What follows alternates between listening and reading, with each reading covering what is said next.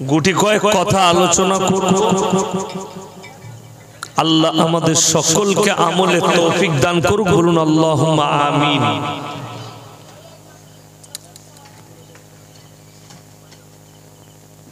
বিয়াদবি মাফ করবেন, একটু খালি ইঞ্জিনটাই পানি দিচ্ছি, তারপরে আপনাদেরকে দেখছি।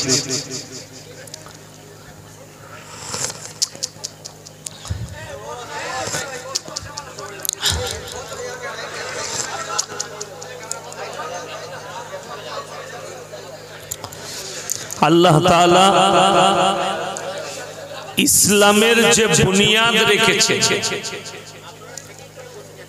ইসলামের যে বুনিয়াদ আল্লাহ রেখেছেন শিক্ষা দ্বারা আর এডুকেশনের দ্বারা রেখেছেন। পৃথিবীতে যে জাতির কাছে এডুকেশন নেই, শিক্ষা নেই, তাদেরকে নিয়ে খেলা করা খুব সহজ। এটা মাথায় রাখবেন, তাদেরকে নিয়ে খেলা করা খুব সহজ। যেমন বলে দিই, আমাদের দেশে একটা জাতি বাস করে, আমার কাছে সম্মানী, আদিবাসী যাদেরকে আমরা বলি, দলিত আদিবাসী। তারা দেখবেন দুমকাই কিছু আছে, আমাদের দেশে দুমকা আছে, ঝাড়খণ্ডে দুমকা আছে, মেদিনীপুরের আপনার লালগড়, আপনার বাঁকুড়া ডিস্ট্রিক্ট, পুরুলিয়া ডিস্ট্রিক্টের কিছু জায়গায় আদিবাসী আছে। তাদেরকে নিয়ে খেলা করা সহজটা কেমন বলি, যে কোন আমি নাম নেব, রাজনৈতিক দলের একটা মিটিং ছিল খড়গপুরে, অনেক লোক এসেছে। একজন মিডিয়াওয়ালা ওই আদিবাসীদের একটা মেয়েকে জিজ্ঞেস করছে, কার মিটিং এ এসেছিস? বলে জানি না। কেন এসেছিস? বলে 500 টাকা দেবে আর বিরিয়ানি দিবে বলে এসেছিস। কথাটা বুঝতে পেরেছেন? কি বললাম? 500 টাকা আর বিরিয়ানি এক প্যাকেট পাবে, তার জন্য সে সেখানে হাজিরি দিয়েছে। সে জানেও না আমি কোন দলের পক্ষে এসেছি। এটা হচ্ছে একজন আদিবাসী অশিক্ষিত, যার কাছে এডুকেশন নাই। কিন্তু আমার মতো মৌলবীকে কেউ যদি বলে, একটা এমএ পাস ছেলেকে কেউ যদি বলে চল আমার ঝান্ডাটা ধরবি, চল, তবে সে বলবে কেন ধরবো, কি কারণে, কারণটা আমাকে বুঝা, ঠিক কি না? সে কারণ জানতে চাই। তাকে সে কিন্তু টাকার কাছে বিক্রি হবে না, সে বিরিয়ানির প্যাকেটে বিক্রি হবে না, যেহেতু তার কাছে এডুকেশন আছে, শিক্ষা আছে, তাকে নিয়ে খেলা করতে পারবে। কোরআনে আল্লাহ বুনিয়াদ রেখেছেন। নবীজি সাল্লাল্লাহু আলাইহি সাল্লামের কাছে প্রথম আয়াত এসেছে, হে নবী পড়ো, ইকরা বিসমি রাব্বিকাল্লাযী খলাক। এখানে অনেক একটা কথা বুঝবেন ভালো করে, হাদিসে আছে, কোরআনে আছে, নবীজি সাল্লাল্লাহু আলাইহি সাল্লামকে আল্লাহ উম্মি করেছিলেন। দুনিয়ার বুকে কারোর কাছে নবীজি লেখাপড়া শিখেননি। এটাতে অনেকজন শুনেন কি মনে করে, মৌলবি বুকা তবে হুজুর কিছুই জানে না, নবীজিকে বুকা বলছে।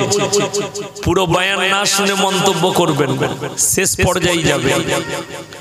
নবীজি সাল্লাল্লাহু আলাইহি সাল্লাম দুনিয়াতে শিক্ষা গ্রহণ করেন, এর পেছনে বহুত বড় লজিক রেখেছেন। আমরা এই লজিক যাদের বুঝে আসবে না তারা আমাকে গালি দিবে, ওই জন্য লজিকটা বলে দিই। আমি এখানে যতই ফুটানি করি, আমার যিনি শিক্ষা গুরু আছে, আমার যিনি শিক্ষক আছেন, যিনি আমাকে নুরানি কায়দা পড়িয়েছে, যার কাছে স্কুলে আমি অ আ পড়েছি প্রাইমারিতে, সেই শিক্ষা গুরু যদি আসে কি বলবে, ইয়াসিন আমার ছাত্র, বলবে না? বলবে না? কথা বলে। আমি আমার শিক্ষকের কাছে ছোট না বড়? ছোট। আমি আমার মৃত্যুকাল পর্যন্ত আমার শিক্ষা গুরুর কাছে ছোট। যেহেতু সে বলবে আমার ছাত্র, তার মানে ওইখানে আমার যে ওয়েটটা সেটা কিন্তু হাফ কমে গেল। যাদের কাছে আমি, যারা আমার শিক্ষক নয়, তাদের কাছে আমি কিন্তু মহান, ভালো, কিন্তু আমার শিক্ষকের কাছে আমি ছোট। আল্লাহর হাবিব সাল্লাল্লাহু আলাইহি সাল্লামকে দুনিয়াতে যদি কেউ শিক্ষা দিত, সে বলতো মুহাম্মদকে আমি পড়িয়েছি, আমার ছাত্র, আমার নবীজিকে ছোট করা হতো। জোরে বলুন না সুবহানাল্লাহ। ওই জন্য এর পরের চ্যাপ্টারটা শুনেলেন, পৃথিবীতে যতগুলো নবী পয়গম্বর আল্লাহ পাঠিয়েছেন সকলের শিক্ষাগুরু আমার আল্লাহ রাব্বুল আলামিন। জোরে বলুন সুবহানাল্লাহ। নবীজি বৈজ্ঞানিক ছিলেন, সায়েন্টিস্ট ছিলেন, দার্শনিক ছিলেন। পৃথিবীর আদি থেকে অন্ত পর্যন্ত তিনি হচ্ছেন সৃষ্টির শ্রেষ্ঠ। জোরে বলুন সুবহানাল্লাহ। বর্তমানে মুসলমানদের হালত এখানে যদি জিজ্ঞেস করি তো 100 জনের মধ্যে আমার মনে হয় 80 জন কোরআন ভালো করে পড়তে জানে না। ঠিক বলছি না ভুল বলছি? কোরআন পড়তে জানে না। তো যে জাতি নিজের ধর্মের কিতাব ভালো করে স্টাডি না করবে সে তো জীবনে কিছুই জানতে পারলো না সেই ধর্ম সম্পর্কে। যেমন বলি, আমি মুর্শিদাবাদের এক জলসায় ছিলাম, যে কোনো এক বক্তা বয়ান করছিলেন যে এই ভারতবর্ষে আমরা কেউ মুসলমান ছিলাম না। আমি শুয়ে শুয়ে চিন্তা করলাম, ই আবার কবে হিন্দু হলো? তো আমি শুনে অবাক। তো তিনি বলছেন আমরা সব কলমা পড়ে মুসলমান হয়েছি। কলমা পড়ে বহু মানুষ মুসলমান হয়েছে, হয়েছে না হয়নি? কিন্তু শুনেলেন পূর্বব্রুজ আমাদের দেশের অনেক সনাতনী ভাই একটা হাদিস শুনে যান নবীজির, বুখারী শরীফের রওয়ায়েতে আছে, তোমরা কারো দেবদেবীকে গালি দিও না, কারো ধর্মকে গালি দিও না। জোরে বলুন সুবহানাল্লাহ। নবীজি নিষেধ করেছেন। কেন? সে তোমার আল্লাহকে গালি দিয়ে বসলে তুমি ক্ষতিগ্রস্ত হবে, তুমি পাপী হবে, ওই জন্য তুমি গালি দিতে পাবে না। কিন্তু তার টাকা তুমি নিজের মনে করো, গালি দিতে পাবে না, খারাপ বলতে পাবে না, নিজের মনে করতে পাবে না। লা ইলাহা ইল্লাল্লাহ ওয়া লা ইলাহা ইল্লাল্লাহ। তোমরা দুটো নৌকায় পা দিও না। আপনাদের পাশেই নদী আছে, আছে না? ওই নদীতে নৌকা যদি চলে, ভরপুর পানি চলে, কেউ যদি মনে করে একটা নৌকায় চাপলে যদি ডুবে যায়, তার থেকে ভালো দুটো নৌকালে দু পা রাখবো দুদিকে, ওটা ডুবে গেলে এটাই চলে আসবো, এটা ডুবে গেলে ওটাই চলে যাবো। সে মাল আগে মরবে না? মরবে না। দুটো নৌকা সরে গেলেই তো সে মধ্যখানে যাবে। ওই জন্য আল্লাহ কোরআনে বলেছেন লা ইলাহা ইল্লাল্লাহ ওয়া লা ইলাহা ইল্লাল্লাহ।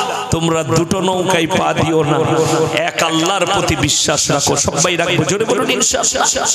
এক আল্লাহর প্রতি বিশ্বাস। ভালো মন্দ, কল্যাণ অকল্যাণ, দুঃখ কষ্ট, হায়াত মওত সবের মালিক হচ্ছেন একমাত্র আল্লাহ।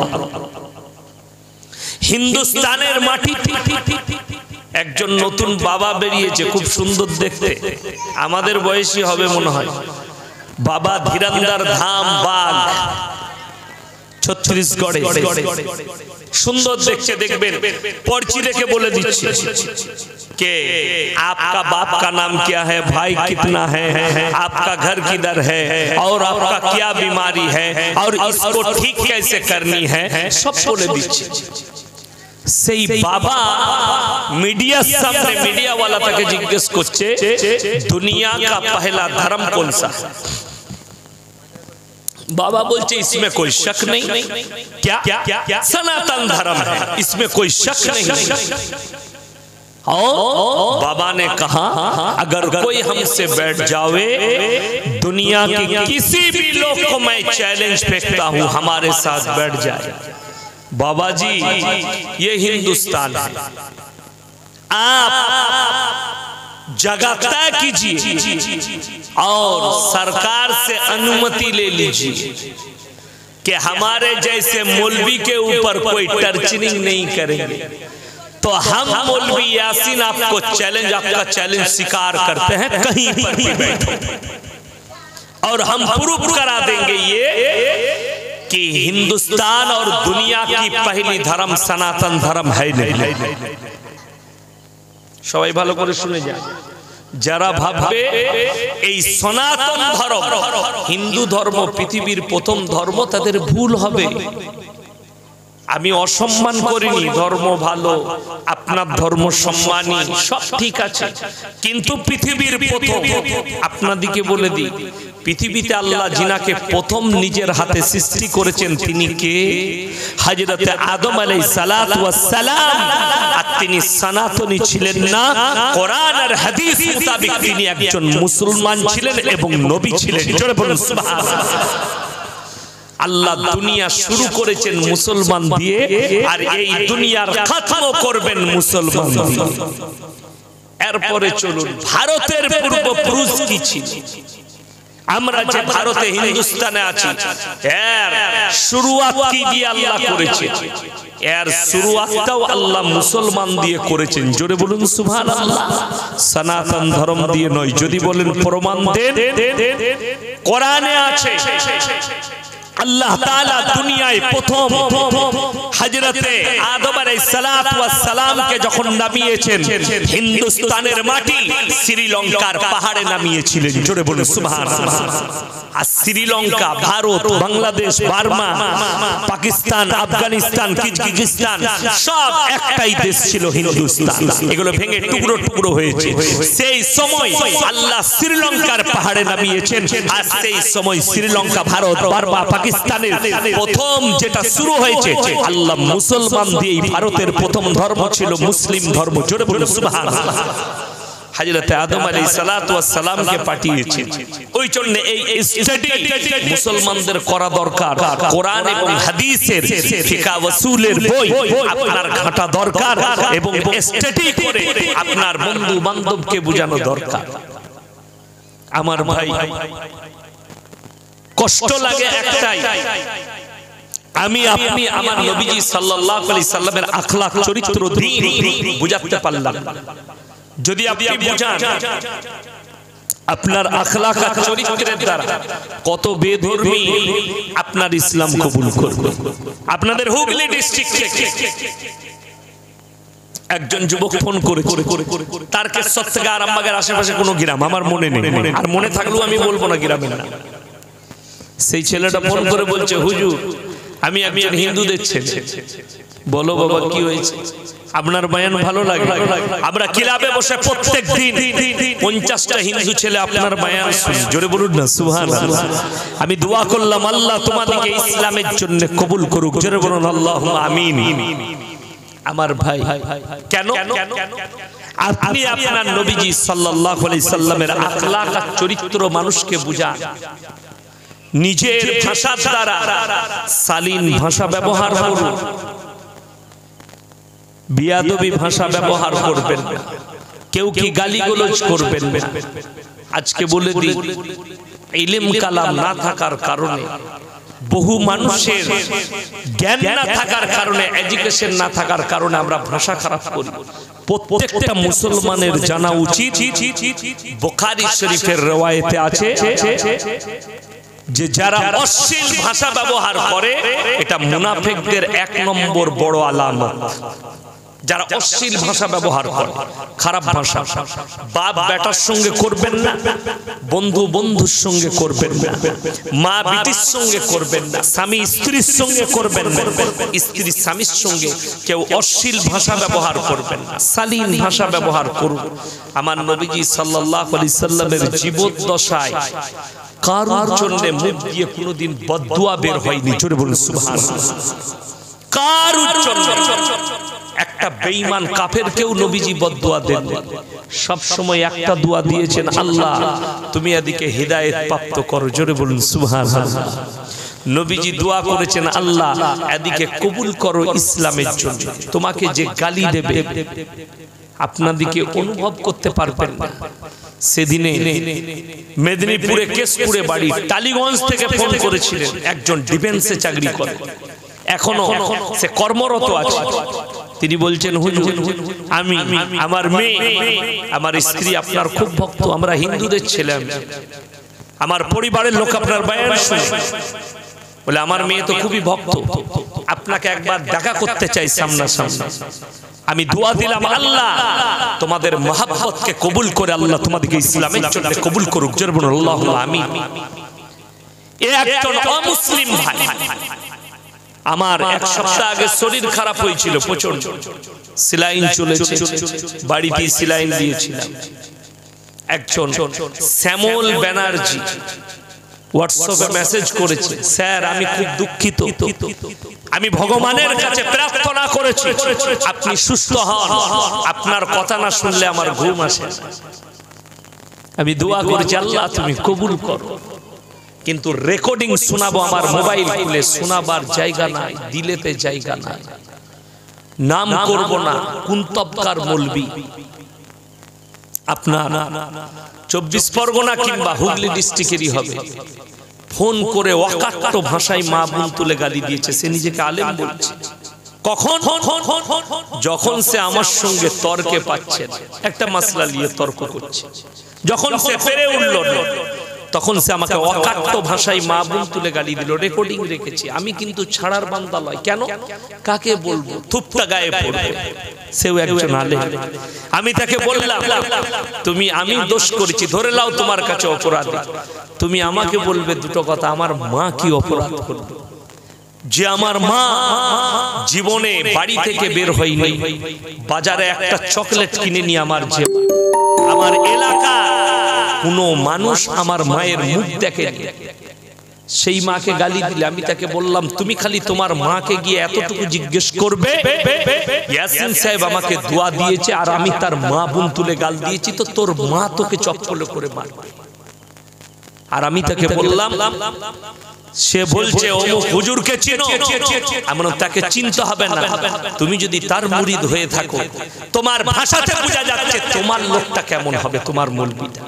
আমি আর কিছু বলবো না, তোমার চরিত্র যদি এরকম হয় তোমার হুজুরের চরিত্র কি হবে আমি ভাষায় প্রয়োগ করব না। কষ্ট পেলাম, আল্লাহ তোমাকে হিদায়াত প্রাপ্ত করুন, তোমার দ্বারা সমাজ উপকৃত হবে না, সমাজ ক্ষতিগ্রস্ত হয়ে যাবে। এরপর আপনারা শুনেলেন আমার জলসা, যারা দূর থেকে শুনে একটু স্কিপ শুনেলেন, 2 মিনিট 3 মিনিট শুনে নিয়ে যারা গালি দেয়, যারা মন্তব্য করে এই মৌলবীটা পীর বিরোধী মৌলবী, তাদের জানা উচিত এই ইয়াসিন একটা পীরের বেটা। আপনাদের জানা নেই আমার আব্বাজিও একজন পীর, আমি সেই পীরের সন্তান। আমার 17,000 জলসা ছুটছে ইউটিউব আর ফেসবুকে, একটা যদি কেউ বার করতে পারে বড় পীর আব্দুল কাদের জিলানী রাহমাতুল্লাহ আলাইহি, দাদা হুজুর পীর কেবলা রাহমাতুল্লাহ আলাইহি, চার হুজুর পীর কেবলা রাহমাতুল্লাহ আলাইহি এবং খাজা মঈনুদ্দিন চিশতি রাহমাতুল্লাহ আলাইহি, এদের বিরুদ্ধে একটা স্কিপ আছে, তার জুতোর মালা পরে পশ্চিম বাংলায় বয়ান করে না। আমি যদি কারুর বিরোধী, তো শোনো, তুমি যদি ভণ্ডামি করো আমি তোমার বিরোধী, আমি সিস্টেমের বিরুদ্ধে, আমি কখনো পীর বিরোধী নই। তোমার সিস্টেম ভুল, আল্লাহর কসম আমার মৃত্যু চলে আসবে আমি তোমার বিরুদ্ধে থাকব, সিস্টেমের বিরুদ্ধে থাকব। আপনাকে বলে দিই সিস্টেম কাকে বলে। আপনি আমার এলাকায় চলুন, আপনাকে দেখিয়ে দেব। আহা, কে বললে আমরা ওলিদের কবর জিয়ারত করি না? কে বললে করা যাবে না? অবশ্যই করি। আমি সেদিনে গিয়েছিলাম মাইয়াতে, জানাজার নামাজ আমি পড়ালাম, আত্মীয় ছিল 2-4 জন কবরে শুয়ে, আমি তাদের কবর জিয়ারত করলাম। কে বললো করা যাবে না? কিন্তু শোনো, খুব ভালো করে বুঝবে, কষ্ট লাগে এটাই। আমার এলাকায় যাবেন, আমি আপনার হুগলির কথা, বালিপুরের কথা, উদনার কথা বলতে আসি, আপনার এলাকার কথা বলতে আসেনি। আমার গাড়িতে চেপে আমার মাদ্রাসায় চলুন, মেহমানদারি করাবো, আমার বাড়িতে খানা খাও, দুটো জায়গায় পাঠাবো, দুটো জায়গায়। মাজারে বসে আছে দাড়ি চাচা মা, জীবনে 1 ওয়াক্তের নামাজ পড়ে না, এমনকি জুম্মা পর্যন্ত পড়ে না, তাদেরকে মানুষ দিনের দায়ী মনে করে তাদের কাছে ছেলে মেয়েরা যাচ্ছে। আমি হচ্ছে এর বিরুদ্ধে, একটা ঝাঁটা জুতো মেরে ওখান থেকে বার করা দরকার। ইসলামের এই প্রায় হচ্ছে কলঙ্ক, যারা ইসলামকে বিকৃত ঘটাচ্ছে। তোমার জীবনে নামাজ থাকবে, কেউ যদি বলে আমি খাজা মঈনুদ্দিন চিশতি রাহমাতুল্লাহ আলাইহির ভালোবাসার পাত্র, সব থেকে প্রথমে খাজা বাবার আখলাক আর চরিত্র আপনার মধ্যে আসতে হবে। এটা মাথায় রাখবেন। খাজা মঈনুদ্দিন চিশতি রাহমাতুল্লাহ আলাইহি 12 বছরের পর থেকে মৃত্যুকাল পর্যন্ত জীবনে একদিনও তাহাজ্জুদের নামাজ কাজা করেননি। জোরে বলুন সুবহানাল্লাহ। আর আপনার 75 বছর বয়স হলো, তুমি এখনো দাঁড়িয়ে পিসাব করো, পশ্চিম দিক চিনলে না, বলছো খাজা বাবার মুরিদ, তোকে ঝাঁটা জুতো মারবে খাজা বাবা। লিখে নিয়ে যাও, কখনো লয়। খাজা বাবার আসল মুরিদ যদি দেখতে চাও, স্টেজে বসে আছে। যারা জীবনে নামাজ কাজা করে, যারা জিন্দেগিতে মদ গাঁজা খাই যায়, পাপ করে, আমার ভাই, আপনি যদি বলেন হুজুর আপনি পান খান না, হুজুর আপনি জর্দা পান খান না, হুজুর আপনি গুটকা খান না, হুজুর আপনি পান খান না, পান মিষ্টি পান খান না, আমার জীবনে আল্লাহ তাআলা খাওয়া ছাড়া জুয়ান পর্যন্ত খাই যায়, মৌরি পর্যন্ত মুখে দিই, আল্লাহ আমাকে বঞ্চিত করেছে ওই জায়গাগুলো থেকে। আমি শুধুমাত্র অনলি ফর খাবার খাই, যে খাবারটা হালাল সেই খাবার খাই, আল্লাহ আমাকে হেফাজত করেছে। আমরা বাপ বেটাই বুঝ নাই সুমান, আমার আব্বাজির জীবনে কোনো নিশান, একটা পান পর্যন্ত খাই না। বড় কষ্ট লাগে, দুঃখ লাগে, মানুষ না জেনে শুনে গালি দেয়। তাদের আখলাক চরিত্র সম্পর্কে জানতে হলে তাদের কাছে এসে, তাদের পাশে বসো, তাদের সঙ্গে উঠা বসা করো, বুঝতে পারবে। গোটা পশ্চিম বাংলায় ছুটছি, শুনেন, আমার কাছে রেকর্ডিং আছে। মালদার কালিয়া চকে জলসা করেছে, মোথাবাড়ি থেকে ফোন এসছে, তোমাকে পেলে কেটে থুয়ে দেবো। কেন, কি অপরাধ করলাম? বলে ও জানি না, তোমাকে পেলে না পেলেটে করে ফেরে দেবো। আমি বললাম তুমি কে গো? বলে তুমি পীর বিরোধী। আমি বললাম তুই যদি পীরের মুরিদ হস, তোর পীর কেমন হবে বে? তুই মৌলবীকে বলছিস কেটে দেবো, এটা তো পীরের মুরিদ, যারা অরিজিনাল পীরের মুরিদ হবে তাদের তো ভাষা এটা হবে না। বড় কষ্ট লাগে। যারা ওলি হবে তাদেরকে আমি বুঝালাম, শোনো, আল্লাহ নবী সাল্লাল্লাহু আলাইহি সাল্লামকে তায়েফের মাটিতে রক্তাক্ত করা হয়েছে, নবীজি তাদের জন্য দোয়া চেয়েছেন। জোরে বলুন সুবহানাল্লাহ।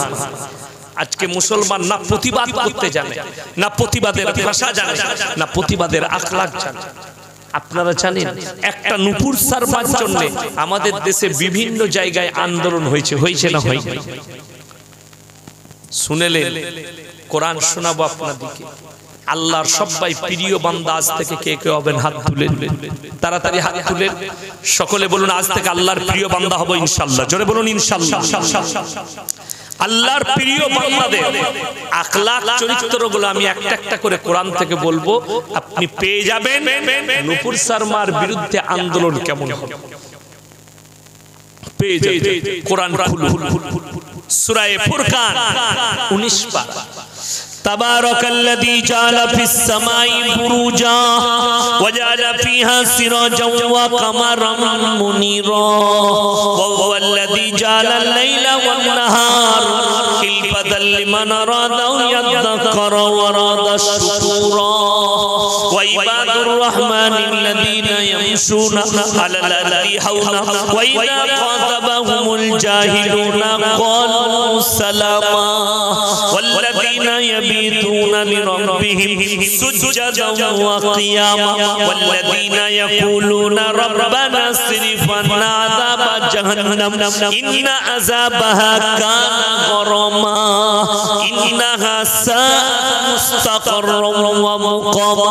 হে আমার নবী, পৃথিবীর মানুষকে বলো, তাবারাকাল্লাযী জাআলা ফিস সামাই বুরুজা, এই বুরুজটাকে আমি আল্লাহ রাব্বুল আলামিন আসমানকে চন্দ্র সূর্য গ্রহ তারা নক্ষত্র দিয়ে সাজানিত করেছি। ওয়াল্লাযী জাআলাল লাইলা ওয়ান নাহার, দিবা এবং রাত্রি আমি আল্লাহ সৃষ্টি করেছি, তার থেকে তোমরা জ্ঞান অর্জন করবে এবং আমার আল্লাহর কৃতজ্ঞতা যাপন করবে। সবাই আল্লাহ শুকর আদায় করে জোরে বলুন আলহামদুলিল্লাহ। তারা দিবা এবং রাত্রি সেখান থেকে জ্ঞান অর্জন করবে।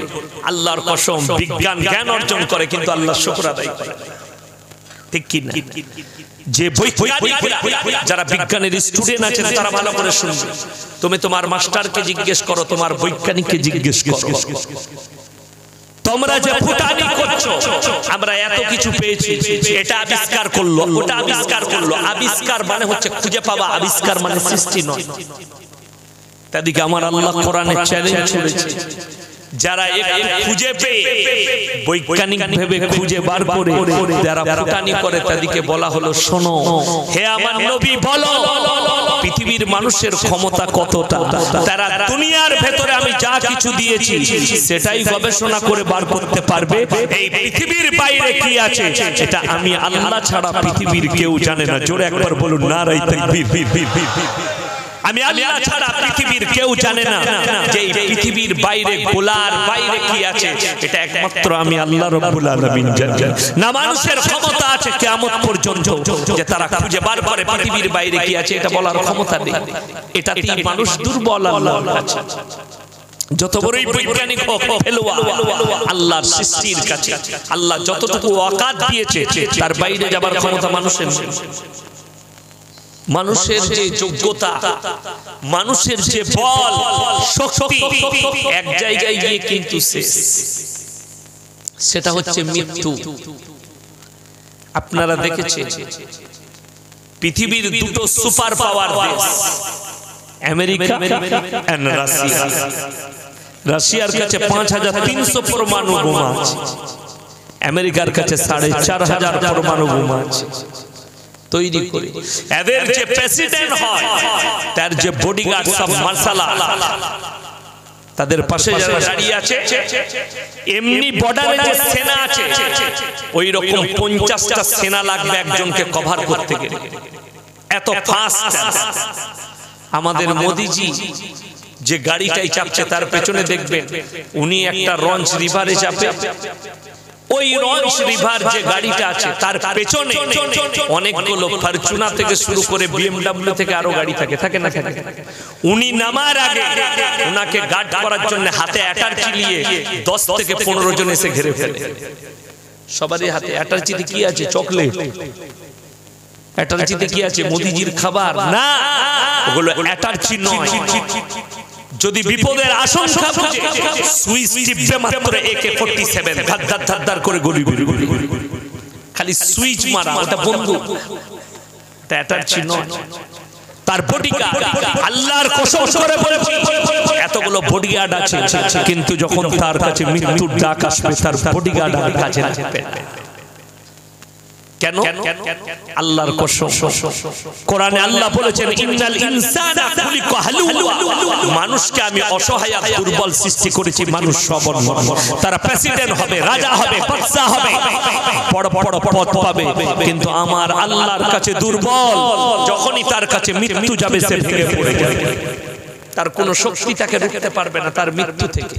কেউ যদি লোহার ঘরে প্যাক হয়ে যায়, একটা ছিদ্র না থাকে, আল্লাহর কসম সেখানেও মৃত্যু পৌঁছে যাবে। জোরে একবার বলুন না সুবহানাল্লাহ। ওই তোমরা দিবা এবং রাত্রি থেকে জ্ঞান অর্জন করো এবং আমার আল্লাহর শুকর আদায় করো। والذين يبيتون لربهم سجدا وقياما। আল্লাহ একটার পর একটা শুনেলেন, হে আমার নবী, ওয়া ইবাদুর রহমানিল্লাযীনা ইয়ামশুনা আলাল আরদি হাওনা ওয়া ইযা খাতাবাহুমুল জাহিলুনা ক্বালু সালামা। ওয়া ইবাদুর রহমানিল্লাযীনা ইয়ামশুনা আলাল আরদি হাওনা, হে আমার নবী, যারা আমার প্রিয় বান্দা হবে তাদের এক নম্বর চরিত্র, এক নম্বর আখলাক, তারা দুনিয়ার বুকে শান্তির সঙ্গে বিচরণ করবে। জোরে বলুন সুবহানাল্লাহ। এই কোরআনের আয়াতে আল্লাহ তাআলা নিজের প্রিয় বান্দার আখলাক চরিত্র বর্ণনা করেছেন। কিরকম? এক নম্বরে তারা শান্তির সঙ্গে বিচরণ করবে। হাদিসে আছে, আমার নবীজি সাল্লাল্লাহু আলাইহি সাল্লাম বুখারী শরীফের হাদিস বর্ণনা করলেন। বুখারী শরীফের riwayate আছে, হে আমার সাহাবীরা শোনো, তোমরা ততক্ষণ পর্যন্ত মুমিন হতে পারবে না যতক্ষণ পর্যন্ত তোমার কাছ থেকে তোমার প্রতিবেশী সুরক্ষিত নয়। আপনার প্রতিবেশীকে সুরক্ষা পেতে হবে আপনার কাছ থেকে, সে যেন কষ্ট না পায়। আল্লাহ বলেন শান্তির সঙ্গে বিচরণ করে তারা। আজকে আমি দেখিয়ে দেব মুসলমান কতটা শান্তির সঙ্গে বসবাস করে।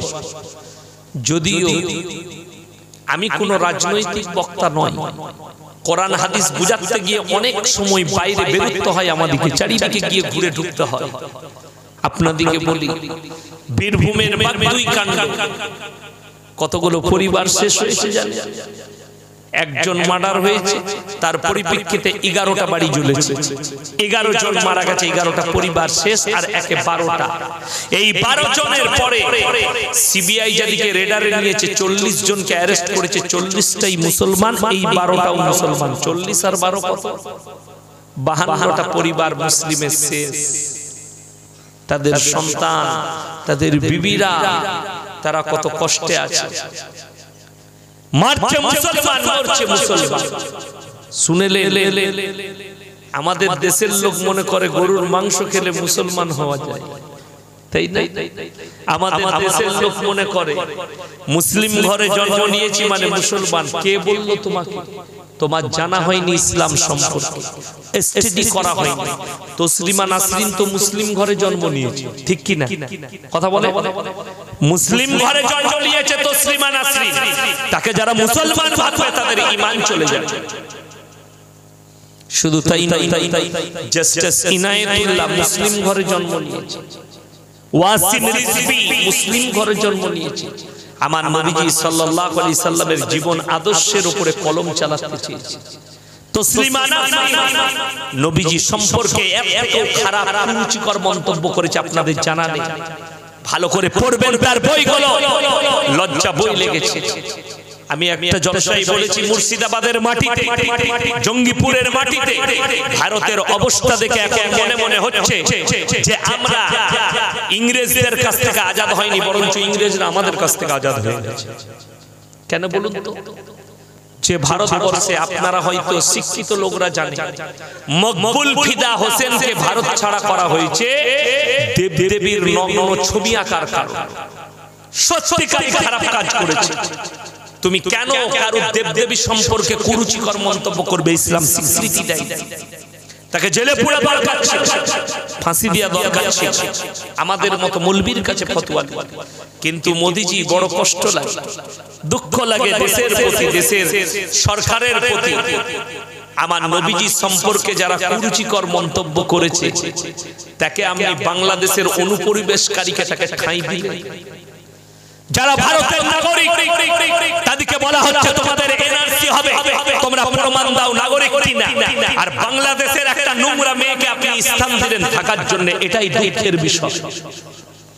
তাকে দেশ ছাড়া করা দরকার ছিল, ঝাঁটা মেরে ভারত থেকে তাড়ানো দরকার ছিল। কাকে?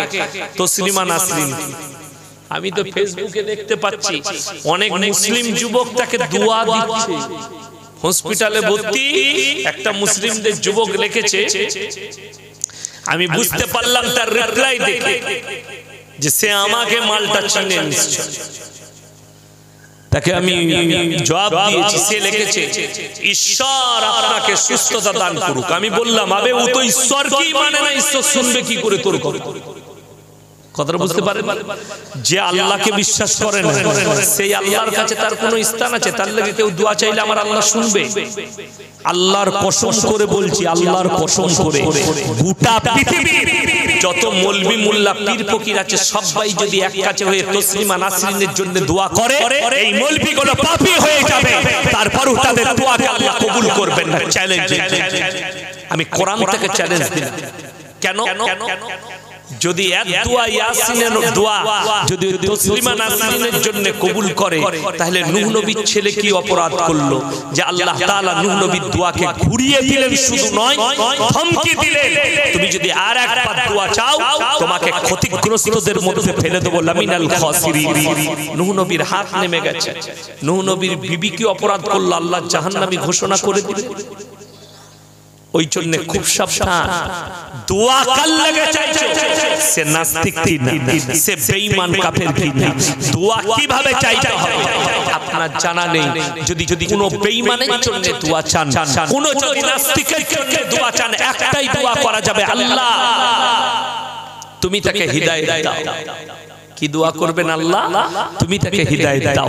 এই ছাড়া দোয়া করা যাবে না, তার জন্য সুস্থতার দোয়া চাওয়া যাবে না, তার জন্য মঙ্গলের দোয়া চাওয়া যাবে না। আমার আল্লাহ নিষেধ করেছে। কোরআনে যেটা বললাম সবাই শান্তির সঙ্গে বিচরণ করব, জোরে বলুন ইনশাআল্লাহ। এখনকার যুগে আপনি জিজ্ঞেস করুন, এখন তো নামাজি অনেক বেড়েছে না বাড়ে? মুসলমান গাদা আছে, মুমিন খুঁজে পাওয়া মুশকিল। মাথা তো সবাই ঠুকে, অরিজিনাল মাথা ঠুকনেওয়ালা আছে কোথায়? মাথা ঠুকাটা খুব সহজ। জুম্মার দিনে আতর লাগিয়ে ফাঁস কাতারে মাল হাজির, শনিবার গিয়ে বাজারে বালিপুর বাজারে লটারির টিকিট চালাচ্ছে। তুমি বলছো আমি মুসল্লি হয়েছি, ঝাঁটা জুতো খাবে, কবরে অত সোজা নয়। আল্লাহর কাছে শোনো আমার ভাই, আমি বলেছি কালকে জলসাই বলেছি। কোথায়? কালকেও আমি হুগলিতে ছিলাম, সুন্দরপুরে, গোঘাট থানা সুন্দরপুরে ছিলাম কালকে জলসাই আমি বলেছি 100টার মধ্যে 98টা মুসলমান এই যে যুগটা শুরু হয়েছে জাহান্নামে যাবে। তার কারণ কি জানে? একটাই কারণ, মুসলমান কিন্তু মুসলমান নামে আছে, কামে নাই। মুসলমান কিন্তু মুসলমান আছে, ইমানে নাই। আর আমার আল্লাহর কাছে সবথেকে দামি ব্যক্তি সে যে সব কিছু ইস্তেগফার করে নিজেকে মুমিন তৈরি করেছে। সাহাবীদের জন্য আল্লাহ কোরআনে বলেছেন রাদিয়াল্লাহু আনহুম ওয়া রাযু আন, হে আমার নবী তারা আমার উপরে রাজি, আমি তাদের উপরে রাজি। জোরে বলুন সুবহানাল্লাহ। আল্লাহ বলেন হে নবী তারা আমার উপরে রাজি, আমি তাদের উপরে রাজি। আমার ভাই, আপনার উপরে আল্লাহকে আপনি কতটা রাজি খুশি করলেন আপনি নিজে ভেবে দেখুন।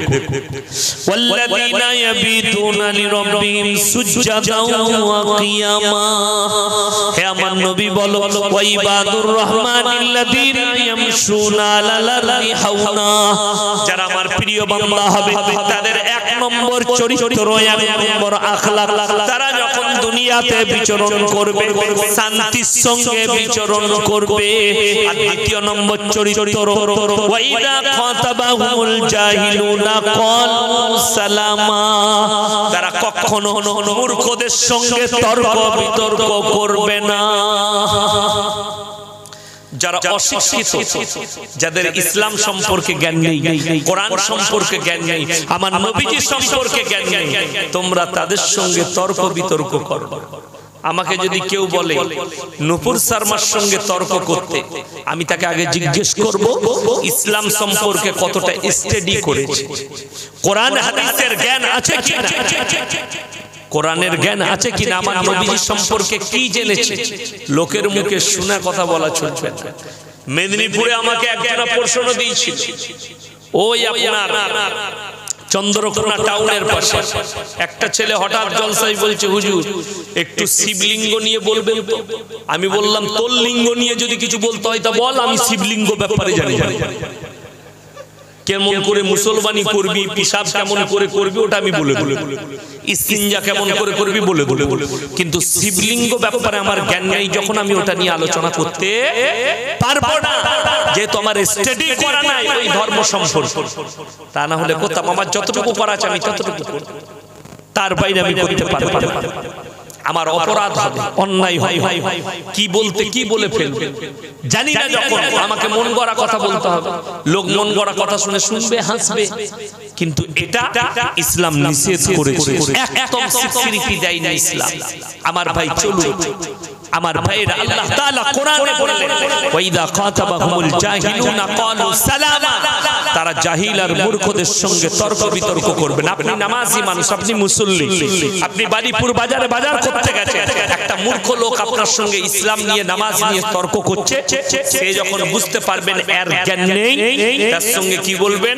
আসসালামু আলাইকুম ভাই, পরে কথা বলবো, এখন কথা বলার সময় নেই, সাইড কেটে পালিয়ে যাও। এটা আমার নবীজি সাল্লাল্লাহু আলাইহি সাল্লাম এই আখলাকটা দিলেন, কোরআন দিলেন। চলুন তৃতীয় নম্বর, ওয়াল্লাযীনা ইয়াবিতুনা লিরাব্বিহিম সুজদাও ওয়া কিয়ামা, এবং তারা রাতের অন্ধকারে রাত জেগে কেঁদে কেঁদে আমার ইবাদতে রাত যাপন করে।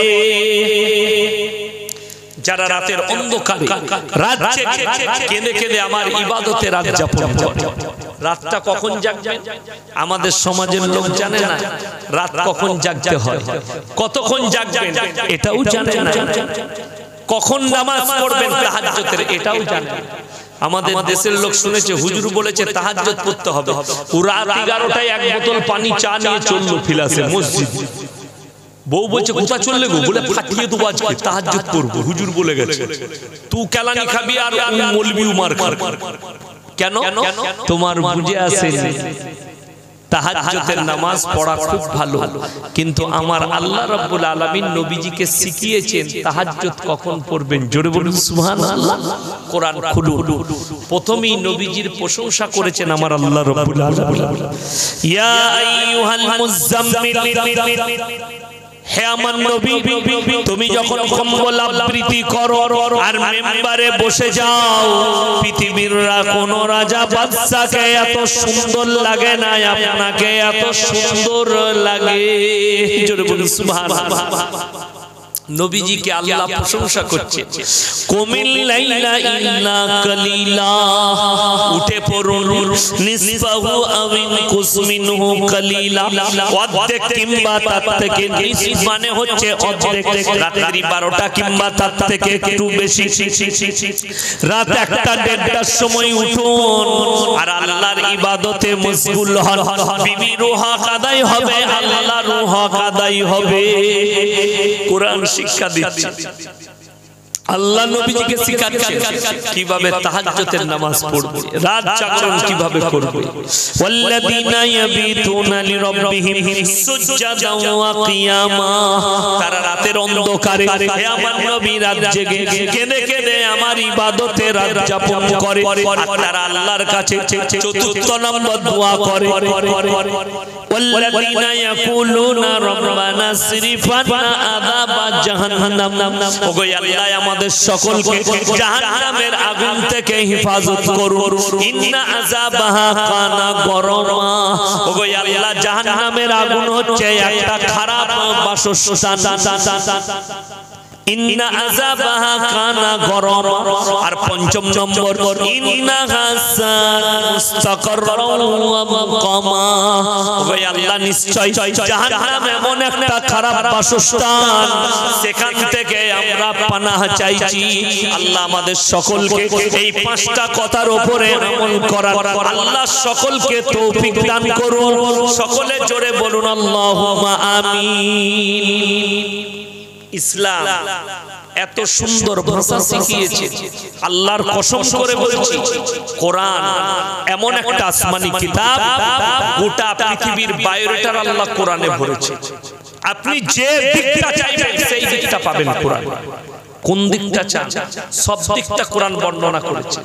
শুধু তাই নয়, আপনার কাছে যতগুলো কিয়ামতের প্রথমে পাপ আসবে সেগুলোকে ট্যাকেল দিবার জন্য আল্লাহর কোরআন এবং নবীজির হাদিস রেডি আছে। জোরে বলুন সুবহানাল্লাহ। যতগুলো আসবে সবগুলোকে ট্যাকেল দিবার জন্য রেডি আছে কোরআন।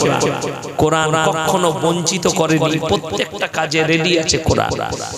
বলে দিই, একটা বাড়িতে যদি 6 মাস কেউ বসবাস না করে দরজা লাগানো থাকে, ভেতরে মাকড়সার জাল আসে না? না থাকে না? খোলার পরে দেখবেন মাকড়সার জালে ঘিরে ফেলেছে। আমার ভাই, মুসলিম দিকে বেঈমান কাফেররা মাকড়সার জালের মতো আপনাদেরকে ঘিরে ফেলেছে।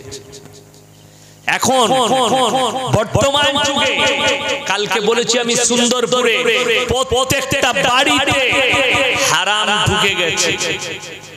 আমরা টের পাইনি বেঈমানরা কাফেররা কি করে আপনার বাড়িতে হারাম ঢোকাচ্ছে, আপনি অনুভবও করতে পারবেন। তার প্রথম সূত্রপাত শুনেলেন। 1 নম্বর সূত্রপাত গ্রুপ লোন আর বন্ধন লোন। আপনাদের এখানে নেই তাই তো? খুব পরেশগার আছে, শুনে বড় কষ্ট লাগে। কি জানেন তো, 10টা করে মেয়ে গ্রুপ করে দিয়ে লোন তুলে, তাদের মধ্যে একটা মেয়ে হেড হয় আর 9টা মেয়ে তাকে ম্যাডাম বলে ডাকা। সে মনে করে আমার বিরাট ব্যাপার, এমনি ম্যাডাম হতে পারিনি, সুদ খাওয়ার ম্যাডাম হয়েছে। জোরে বলুন নাউজুবিল্লাহ। এটা বেঈমান কাফেরদের একটা বড় জাল। মুসলিম মেয়েদের ঘরে ঘরে এদের ঘরে সুদ ঢুকাও। আমার ভাইয়েরা, আমি লম্বা চওড়া বলবো না, খালি শুনেলেন। সুদ খাবার সব থেকে নিম্ন স্তরের পাপটা শুনেলেন, নিজের মায়ের সঙ্গে 70 বার ব্যভিচার করার সমান গুনাহ। এটা সব থেকে নিম্ন স্তরে। দ্বিতীয় নম্বর, সুদখোরকে আল্লাহ যখন কিয়ামতের ময়দানে হাজির করবেন, তারা কি অবস্থায় হাজির হবে? কোরআন আমার নবীজি সাল্লাল্লাহু আলাইহি সাল্লাম চোখের পানি ফেলিয়েছেন। হে আমার সাহাবীরা শোনো, সেই সুদখোরদের ভেতরে নারী বুড়ি যা কিছু আছে মুখ দিয়ে বেরিয়ে ঝুলবে, সেখান থেকে রক্ত পুঁজ বের হবে ফিক দিয়ে। তারা নিজের দুর্গন্ধে নিচে বাঘের থেকে বেশি চিৎকার করে কিয়ামতের ময়দানে হাজির হবে। আল্লাহ আমাদেরকে হেফাজত করুক, জোরে বলুন আল্লাহুম্মা আমিন। যাদের অল্প পয়সায় সন্তুষ্টি হয় না, মায়েরা শোনো, যে মেয়েরা স্বামীর অল্প ইনকামে সন্তুষ্টি প্রকাশ করে না, এই মেয়েরা কখনো মুমিনা হতে পারে না। অল্প পয়সায় সন্তুষ্টি প্রকাশ করে। অনেকজন মনে মনে করে, হুজুর পয়সা না হলে কখনো শান্তি পাওয়া যায়, টাকা না এলে শান্তি পাওয়া যায়। ঠিক বলেছে, টাকায় কি শান্তি, পয়সায় সম্পদে কি শান্তি? একবার খালি জেলে গিয়ে পার্থ বাবুকে জিজ্ঞেস করুন, স্যার কতটা শান্তি, উনি বলবেন। কথাটা বুঝতে পেরেছেন না পারেন? টাকায় কত শান্তি উনি ভালো বলতে পারবেন। তোমাকে জুতো করে মারবে, বেরোবে, সালা টাকায় কাল করে দিল আমার, ঠিক কি না? তোমাকে মারবে। আল্লাহর কসম করে বলছি, টাকায় শান্তি নেই। শান্তি কি আছে শুনেলে, আল্লাহর কসম, ডাল আলু খাবেন, সবজি ভাত খাবেন, আর রাতের বেলায় বইয়ের গলায় হাত লাগিয়ে ঘুমাবেন, মরে গেলেও শান্তি পাবেন। আল্লাহর কাছে বলতে পারবেন, আমার জীবনে আমি হালাল খেয়ে মারা গেছি, হারামে পেট পুড়ে গেছে। এই যারা, আমি একটা জলসাই বলেছি, যারা পয়সার লোভে চাকরিজীবী জামাই দেখে বিয়ে দিল, সে মাল্লা রেডি হও, ইঁদুর মারা বেশি। 1911 জন গেছে, এরপরে বলছে 618 জনের যাবে, এগুলো আবার শিক্ষো। কি ইঁদুর মারা বিষ খাবে? খাও। যারা টাকার লোভে জামাই, চাকরিজীবী জামাই দেখে বিয়ে দিল, যারা দিয়েছো তারা রেডি হও না, লোভ লালসা করো না। বলে দিই আপনাদের, মৌলবীদের আপনাদের ইমাম সাহেবের বেতন কত? এক কথা বলবেন, কত? 6000 টাকা। ইমাম সাহেবের বেতন মাসে 6000। আমার মাদ্রাসায় আমার বেতন 8000 টাকা। বললে বিশ্বাস করবেন না, একটা কথা শুনেলেন, আমাদের কলকাতার মেয়র ববি হাকিম, তার মা যদি মরে যায়, জানাজার নামাজ কে পড়াবে? মদন মিত্র তো নাকি? কে? 6000-এর মৌলবি পড়াবে। জোরে বলুন সুবহানাল্লাহ। আল্লাহর এটাই কৃপা। তোমার মা মরে গেলে কোটিপতির মা মরবে, পড়াবে 6000-এর মৌলবি। আল্লাহ কতটা সম্মান দিয়েছে শুনেলেন। এরপরে বুখারী শরীফের রিওয়ায়াত, আমরা জলসায় গেলে ডাক্তাররা হাত ধোয়, মাস্টাররা হাত ধোয়, প্রফেসররা হাত ধোয়, কোটিপতিরা আমাদের হাত ধুইয়ে দেয়। দেয় না? দেয়। এটাই আল্লাহর কাছে পাওনা। এরপর শুনে নেন, আল্লাহর নবী যে হাদিস বর্ণনা করেছে কতটা সত্য। বুখারী শরীফের রিওয়ায়াতে আছে, হে আমার সাহাবীরা শোনো, যারা আল্লাহর রাস্তায় থাকবে, দ্বীনের পথে থাকবে, আল্লাহ তাদেরকে মৃত্যুকাল পর্যন্ত ইজ্জতের রুজি দান করবেন। জোরে বলুন সুবহানাল্লাহ। আপনি আল্লাহর রাস্তায় আছেন, দ্বীনের পথে চলছেন, হালাল মাল খান, আল্লাহ আপনাকে মৃত্যুকাল পর্যন্ত ইজ্জতের রুজি দেবে। যারা মনে করছেন, শুনেলেন, আমাদের অনেক মুসলমান ব্যবসায়ী আছে, তারা মনে করে আমি যদি হক পথে চলি, সত্য কথা বলি, আমার ব্যবসায় বরকত হবে না। ব্যবসা করতে গেলে মিথ্যা কথা বলতে হয়। অনেক মুসলমান ভাবে না। অনেকজন মনে করে কারোবার করতে গেলে চুরি করতে হয়, তা না হলে হয় না।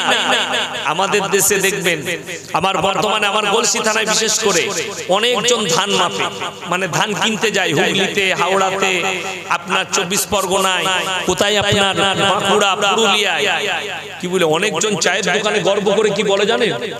আমি না 100 খানা ধান ছিল, আমি ওটাকে 80 করে নিয়ে পালিয়ে এসেছি।